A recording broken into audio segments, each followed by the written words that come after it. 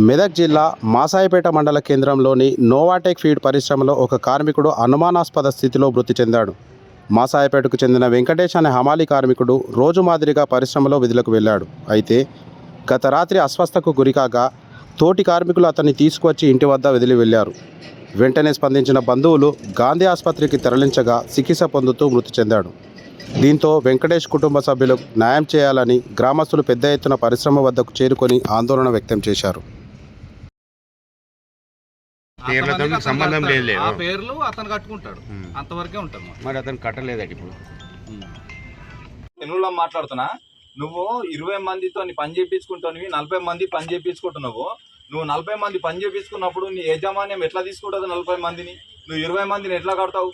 సరే, నీ లోకల్ అంటే ఆధార్ కార్డు లేదు, బీహార్ ఛత్తీస్గఢ్ అంటే ఆధార్ కార్డు లేదు. నువ్వు మా తెలంగాణలో అయితే లోకల్లో అయితే ఆధార్ కార్డు ఉంటుంది కదా.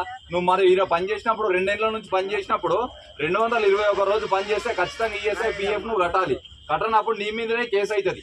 నువ్వు వాళ్ళు 2-3 ఏళ్ళ నుంచి పని చేసినప్పుడు నువ్వు ఎందుకు తీసుకోలేదు వాళ్ళ ఆధార్ కార్డు? ఇది ఇయ్యమన్నారా?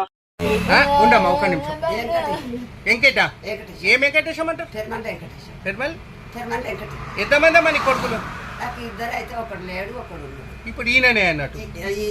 ఈయన కూడా పోయిందా? ఇంకో కొడుకున్నాడా? పెద్ద అయినా ఆయన ఎట్లా చనిపోయిండు?